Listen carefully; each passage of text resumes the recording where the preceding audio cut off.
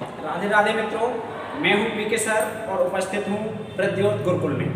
आज बात करने आया हूं एक ऐसी कवित्री पर जो घोषणा करती है कि मेरे तो गिरधर गोपाल दूसरो ना कोई, जाके सिर मोर मुकुट मेरो पति सोई।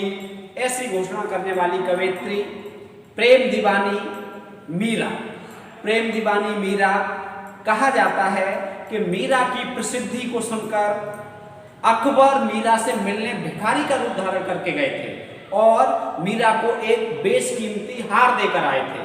कहा जाता है कि विभिन्न प्रकार के संप्रदाय के कवियों ने उन्हें अपने अपने संप्रदाय में सम्मिलित होने के लिए कहा, लेकिन वो किसी भी संप्रदाय में सम्मिलित नहीं हुई। निरपेक्ष कृष्ण भक्त कवित्री मीरा, जिन्होंने कहा जाता है कि उस समय जब मीराबाई वर्तमान थी, उस समय महिलाओं को, स्त्रियों को मंदिर में जाने का अधिकार कम था, नहीं था। उस समय जब उनसे ये कहा गया कि आप इस तरह से मंदिर में नहीं जा सकती, तो उन्होंने क्या जवाब दिया? मीराबाई ने जवाब दिया कि श्री कृष्ण के अलावा दूसरा पुरुष है कौन जिसकी मैं लज्जा करूं। अर्थात सिर्फ इस दुनिया में, संसार में एक ही पुरुष है, उनका नाम है श्री कृष्ण और वो मेरे पति हैं। श्री कृष्ण को पति मानने वाली, श्री कृष्ण से प्रेम करने वाली प्रेम दीवानी माँ मीरा की बात करेंगे। तो मीराबाई, आज हम मीराबाई को लेकर आए हैं। आज हम मीराबाई का विस्तृत अध्ययन करेंगे जो विभिन्न परीक्षाओं के लिए बेहद उपयोगी रहता है। मीराबाई से संबंधित, उनकी रचनाओं से संबंधित, उनके जन्म मृत्यु से संबंधित परीक्षाओं में प्रश्न आते हैं और उन प्रश्नों में कोई भी प्रश्न आज के बाद गलत नहीं होगा। काफी रोचक ढंग से और काफी महत्वपूर्ण अद्भुत जानकारियां हम आपको देंगे मीराबाई से संबंधित। आइए बात करते हैं सीधे सीधे। ऊपर लिखा हुआ है शीर्षक मीराबाई प्रेम दीवानी मीरा कहा जाता है जिन्हें, जो भगवान श्री कृष्ण की प्रेमिका थी, भगवान श्री कृष्ण की प्रेमिका थी, दीवानी थी, संप्रदाय निरपेक्ष कवयित्री थी। कवयित्री इस प्रकार लिखा जाएगा, ये वर्तनी आप ध्यान रखें, कवयित्री शुद्ध वर्तनी में ये आता है। इनके जन्म के संबंध में बहुत बड़ा मतभेद है। हिंदी कोविद रत्नमाला में हम हिंदी के प्रसिद्ध कवि को लेकर आते हैं और उनसे संबंधित महत्वपूर्ण बातें आपको बताते हैं जो परीक्षाओं के लिए बेहद खास होती है। तो आज हम मीराबाई पर बात कर रहे हैं। मीराबाई के जन्म और मृत्यु काल के संबंध में विभिन्न विद्वानों में बहुत बड़ा मतभेद है और परीक्षाओं में प्रश्न आता है तब विद्यार्थी कंफ्यूज होते हैं। तो हम आज आपको बताएंगे, आज के बाद आप कभी भी कंफ्यूज नहीं होंगे, ये गारंटी हमारी है। हम आपको प्रमाण सहित बताएंगे कि कौन सी जन्म तिथि सही है और कौन सी जन्म तिथि सही नहीं है, कौन सा मृत्यु काल सही है और कौन सा सही नहीं है। ठीक है, बस आप बने रहिए, हमारे साथ रहिए। हम विश्वास दिलाते हैं कि आपका हिंदी साहित्य से संबंधित 1, 2, 10, 20 जितने भी प्रश्न आते हैं कोई भी गलत नहीं होगा। आइए देखते हैं। पहला जन्म काल यहाँ हमने लिखा हुआ है 1498 ईस्वी से 1546 ईस्वी। ये 1498 से 1546 उत्तर प्रदेश माध्यमिक बोर्ड जो है 9 से 12 तक की जो परीक्षाएं कराता है, उत्तर प्रदेश माध्यमिक बोर्ड ने अपनी पुस्तकों में इनका जीवन काल ये लिखा हुआ है। ठीक है, 9th क्लास में मीराबाई का पाठ है और उस मीराबाई अध्याय में मीराबाई का जो जन्म और मृत्यु काल दिया गया है, जन्म काल 1498 और 1546 मृत्यु काल दिया हुआ है। तो ये यदि बोर्ड की पुस्तकें देखी जाएं, उत्तर प्रदेश बोर्ड की, तो उन सभी अधिकांश पुस्तकों में 1498 से 1546 है। ठीक है, बोर्ड के अनुसार आप चलेंगे तो 1498 1546। दूसरा, हिंदी साहित्य के इतिहास में आप जानते ही हैं शिखर पुरुष आचार्य रामचंद्र शुक्ल जी हैं, जिनका ग्रंथ हिंदी साहित्य का इतिहास एक मील का पत्थर माना जाता है। तो उन्होंने अपने ग्रंथ हिंदी साहित्य के इतिहास में इनका जीवन काल जो दिया है वो दिया है 1516 से 1546 ईस्वी संवत में दिया है, जिसे हमने बदल के ईस्वी सन में यहाँ पर लिखा हुआ है। ठीक है। यदि संवत में इसे लिखेंगे तो 57 इसमें जोड़ दें, 57 इसमें जोड़ दें तो निकल के आ जाएगा, ठीक है। तो यहाँ 1516 से 1546 ईस्वी शुक्ल जी के अनुसार मीराबाई का जीवन और मृत्यु का समय है, अर्थात जीवन काल कितना है, यदि इसे जोड़ा जाए तो लगभग 30 वर्ष बैठता है। इनके अनुसार मीराबाई 30 वर्ष तक जीवित रही, ठीक है। इसके बाद डॉक्टर बच्चन सिंह हिंदी साहित्य का दूसरा इतिहास ग्रंथ में लिखते हैं। 1498 में जन्म हुआ है इनका और 1573 में निधन हुआ है। किनके अनुसार? डॉक्टर बच्चन सिंह के अनुसार। यदि बच्चन सिंह के अनुसार पूछा जाए तो आप बता देंगे 1498 से 1573, 73 में 2 और जोड़ दो। इनके अनुसार 75 वर्ष तक मीराबाई वर्तमान रही, इनके अनुसार 30 वर्ष तक मीराबाई वर्तमान रही, ठीक है। और विजयेंद्र स्नातक ने लिखा है कि आधुनिक शोधों के आधार पर यह प्रमाणित हो चुका है कि इनका जन्म 1504 ईस्वी में हुआ था और निधन 1558 से 1563 के मध्य हुआ था, ठीक है। कंफर्म नहीं है कि 1558 में हुआ कि 59 में या 60 में, 61 में या 62 में या 63 में, ठीक है, कभी भी हुआ हो, लेकिन 58 के बाद हुआ है और 63 के मध्य, इन दोनों वर्षों के मध्य हुआ है, ऐसा माना है विजयेंद्र स्नातक जी ने, ठीक है। और यही मत डॉक्टर नगेंद्र ने अपना जो ग्रंथ संपादित किया था हिंदी साहित्य का इतिहास, उसमें यही मत दिया है।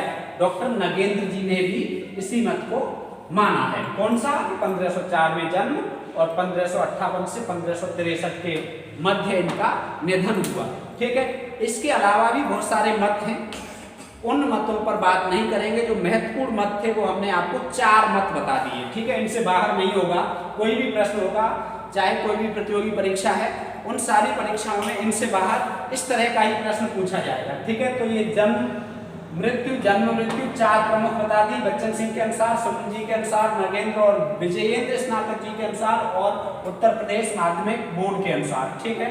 अब इनका जन्म स्थान, तो जन्म स्थान इनका चौकड़ी ग्राम या कुड़की ग्राम, ठीक है, मेड़ता के निकट राजस्थान है। राजस्थान में इनका जन्म हुआ था। राजस्थान में मेड़ता के नजदीक चौकड़ी ग्राम, ये तो लिखा है शुक्ल जी ने अपने इतिहास ग्रंथ में और ये लिखा है बच्चन सिंह ने अपने इतिहास ग्रंथ में, ठीक है। तो या तो चौकड़ी कह लो या कुड़की कह लो, ठीक है। एक चाहे जो भी समझ लो वो समझ लो, लेकिन हमने दोनों नाम लिख दिए हैं। यदि परीक्षा में चौकड़ी आए तो चौकड़ी कर देना और कुड़की आए तो कुड़की कर देना, ठीक है। तो मीराबाई का जन्म कहाँ हुआ था? चौकड़ी या कुड़की ग्राम में, जो राजस्थान में बहुत महत्वपूर्ण है, बहुत पूछा जाता है, ठीक है। अब हम बात करते हैं, इनके पिता का नाम था रत्न सिंह, ठीक है, और इनके बाबा का नाम था, दादा का नाम था राव दूधा जी। ये राव दूधा जी की पौत्री थी और जोधपुर राजस्थान में जो एक नगर है, उस नगर को बसाने वाले राव जोधा जी की प्रपौत्री थी। राठौर वंश के राजा थे ये, जिन्होंने जोधपुर नगर बसाया था। उनकी कौन थी? ये प्रपौत्री। और दूधा जी की कौन थी? पौत्री। रत्न सिंह की कौन थी? पुत्री। तो पिता का नाम क्या हो गया? रत्न सिंह। बाबा का क्या हो गया? राव दूधा जी। और पिता के बाबा, पर बाबा कह लो, चाहे जो समझो, ठीक है, प्रपितामह, तो ये प्रपौत्री थी जोधा जी की, ठीक है। इतना यदि यहाँ से संबंधित प्रश्न आएगा तो आप कर लेंगे। राठौर वंश के ये राजा थे, राठौर वंश के थे, ठीक है।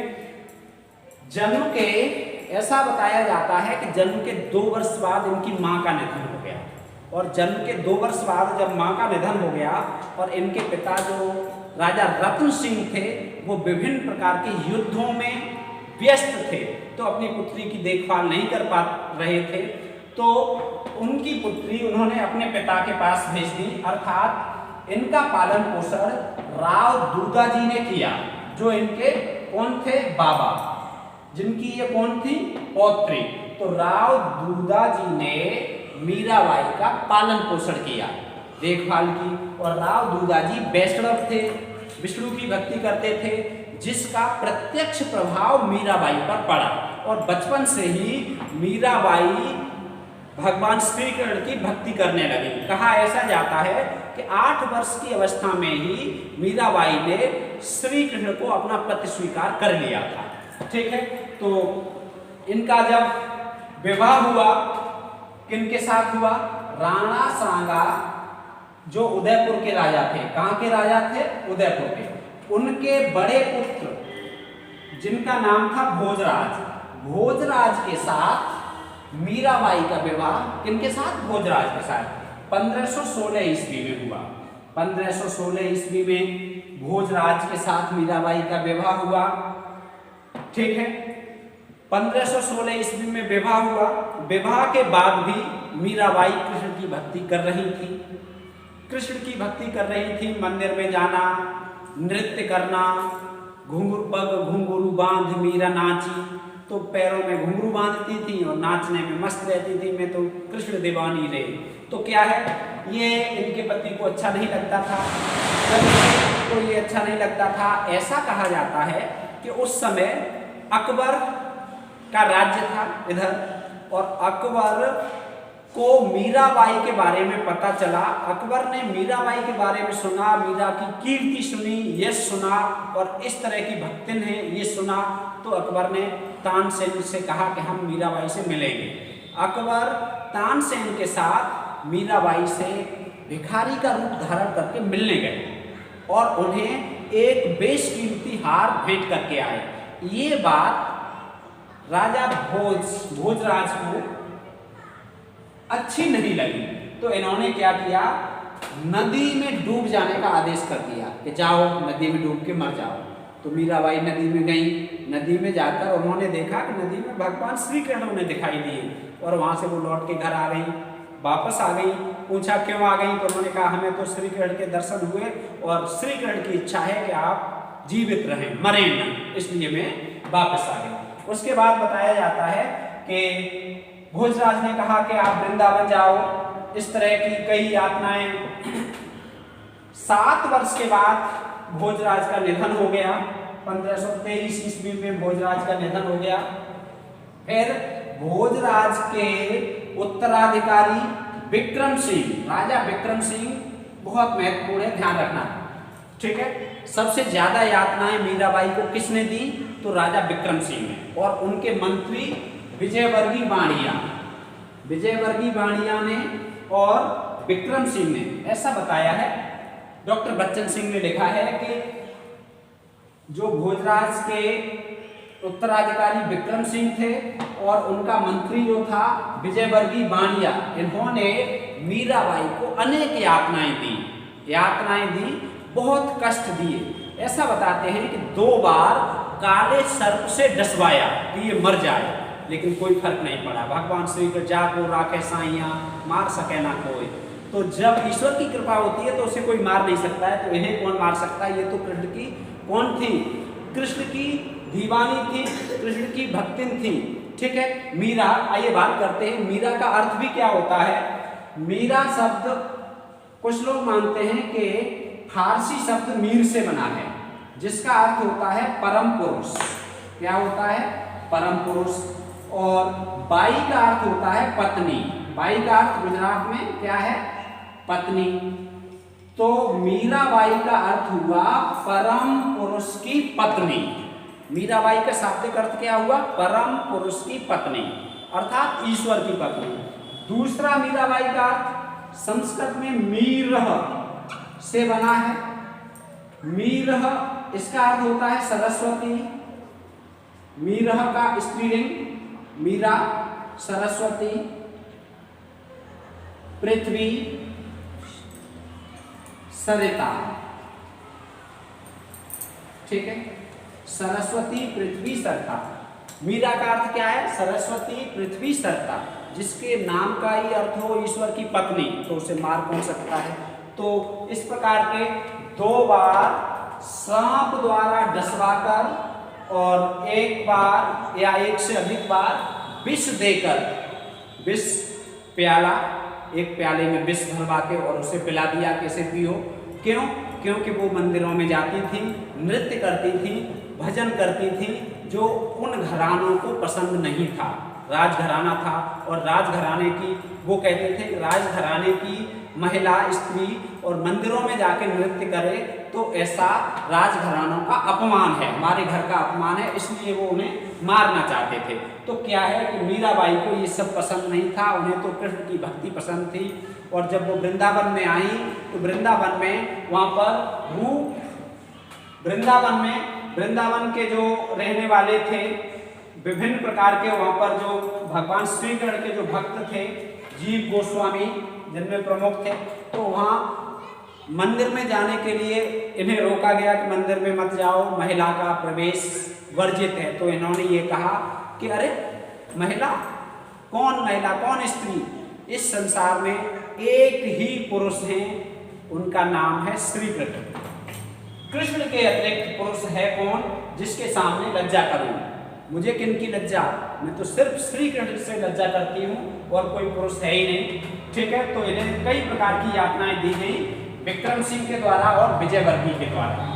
मीराबाई के गुरु के नाम रैदास का नाम आता है मीराबाई के गुरु के रूप में। ठीक है, रैदास इनके गुरु माने जाते हैं। जीव गोस्वामी से इन्होंने दीक्षा ली थी ऐसा कहा जाता है। और तुलसीदास को भी इनके गुरु कुछ लोग मानते हैं। तुलसीदास के साथ इनका पत्र व्यवहार हुआ था। पत्र व्यवहार क्या हुआ? जब इन्हें विभिन्न प्रकार के कष्ट दिए गए, दुख दिए गए, यातनाएं दी गई, तब मीराबाई ने लिखा तुलसीदास के लिए, स्वस्ति श्री तुलसी कुलभूषण दूषण हरण गोसाई, 12 बार प्रणाम करहूँ अब हरहूँ शोक समुदायी। हे तुलसी, मैं आपको बार बार प्रणाम करती हूँ और हमें विभिन्न प्रकार की यातनाएं दी जा रही हैं परिवारी जनों के द्वारा, मैं क्या करूँ?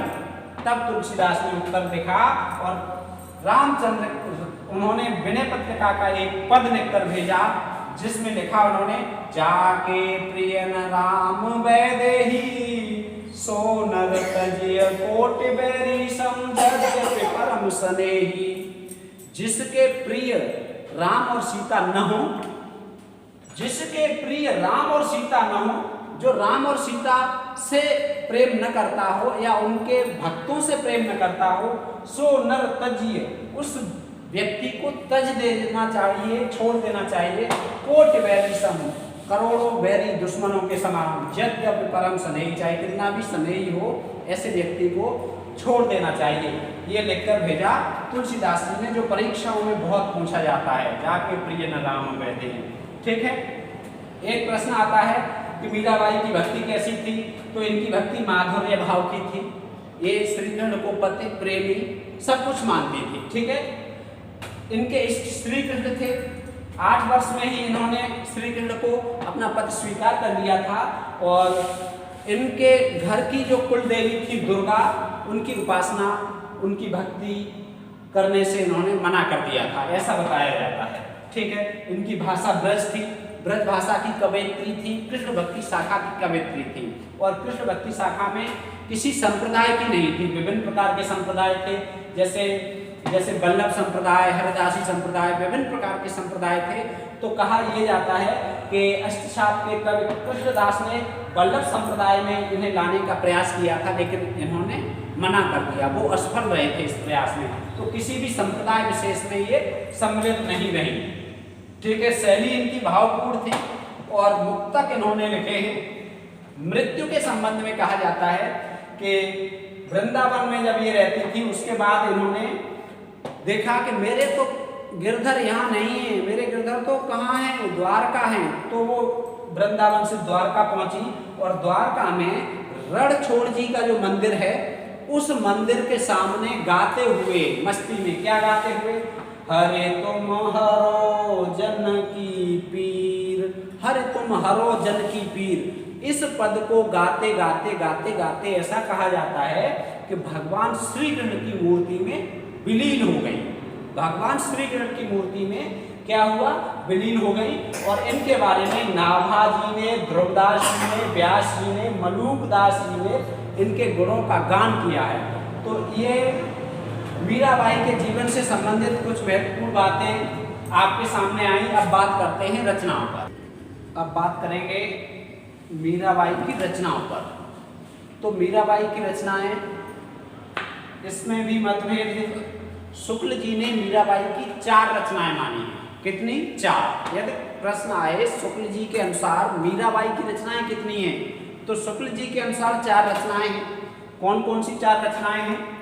नरसी जी का मायरा, गीत गोविंद टीका, राग गोविंद और राग सोरठ के पद। ये 4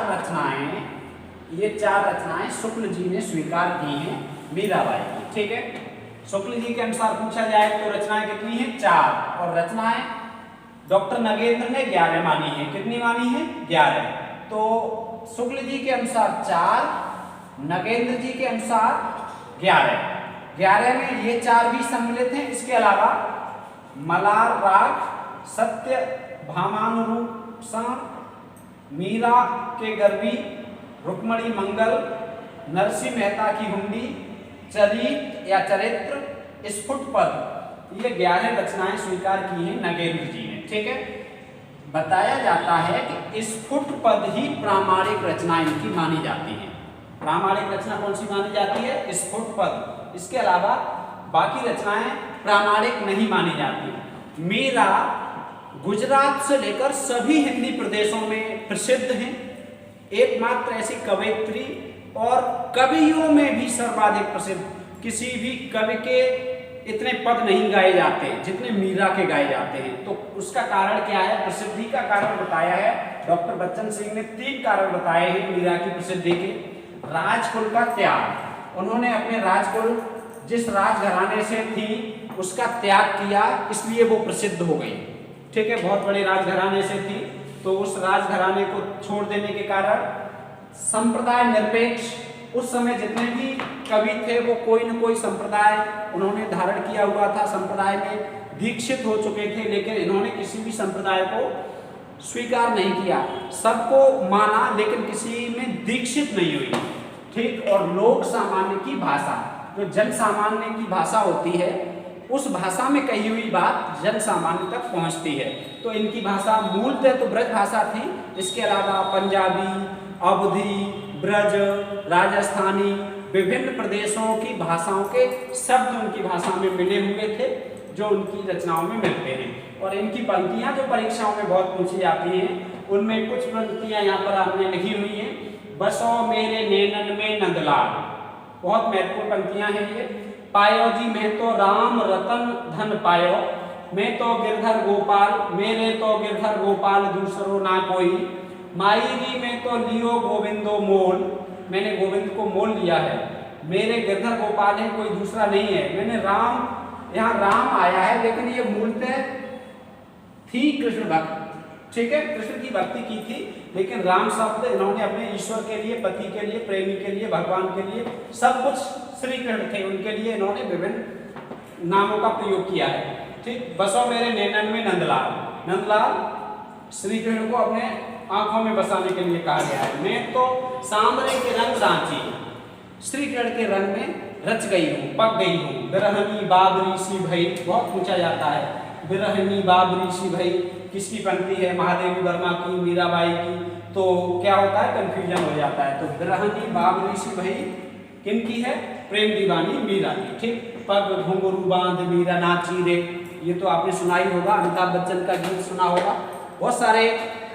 बहुत सारे गीत इनके प्रचलित हैं समाज में। आप कहीं भी जाएंगे तो इनके पद आपको सुनने को मिल जाएंगे।